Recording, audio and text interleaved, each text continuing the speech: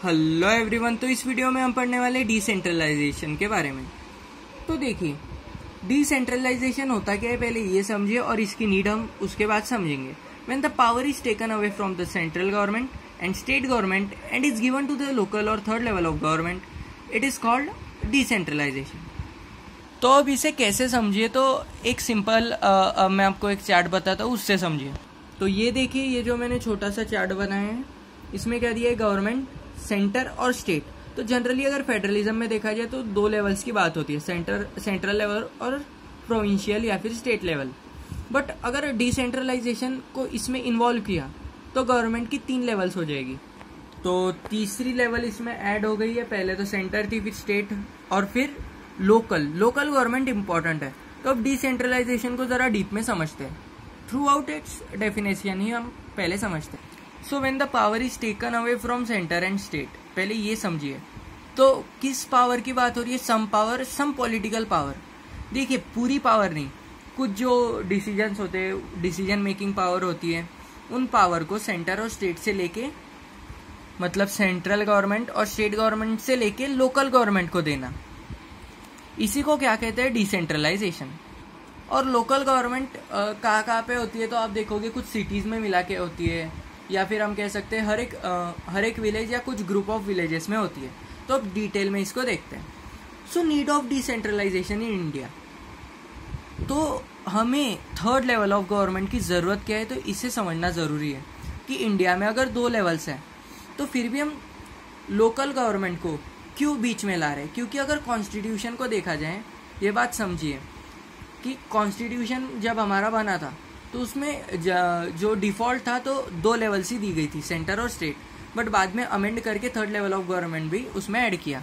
So in India states are diversely populated. तो India का तो आपको केस बताए, इंडिया अपने कल्चरल डाइवर्सिटी के लिए फेमस है पूरे वर्ल्ड में। तो ऐसा कैसे? तो देखिए, पॉपुलेशन भी बहुत डाइवर्सली पॉपुलेटेड है, मतलब स्टेट्स बहुत डाइवर्सली पॉपुलेटेड है। कैसे? तो देखिए, यूपी की पॉपुलेशन रशिया के बराबर है, ये सोचिए। महाराष्ट्र की पॉपुलेशन जर्मनी के आसपास है। मतलब पूरे वर्ल्ड की, अर्थ पे सबसे बड़ी कंट्री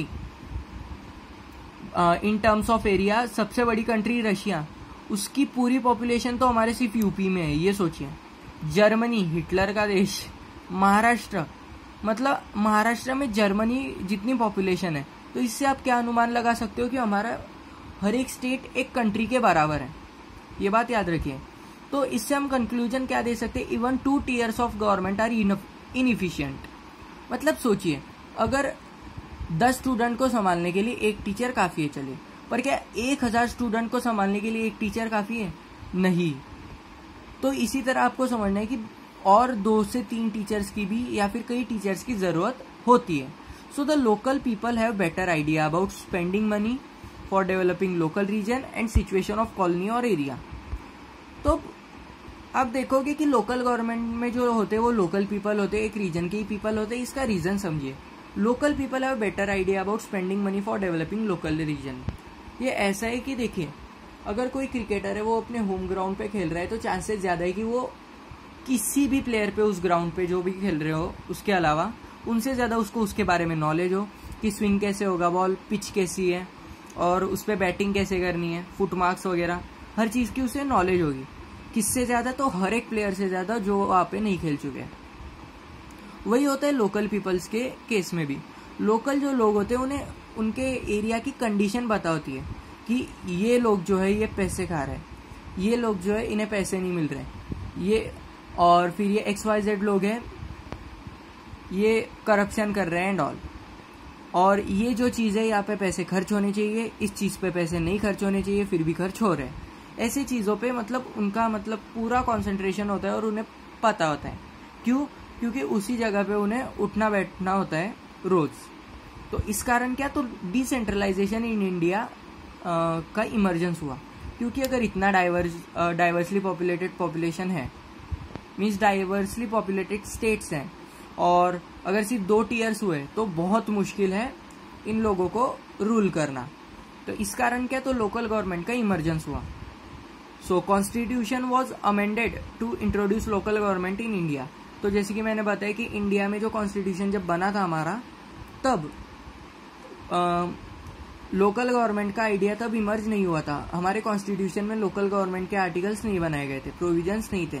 बट बाद में जब इंडिया की डाइवर्सिटी को मद्देनजर रखा गया और फिर अमेंडमेंट की गई और लोकल गवर्नमेंट को लाया गया।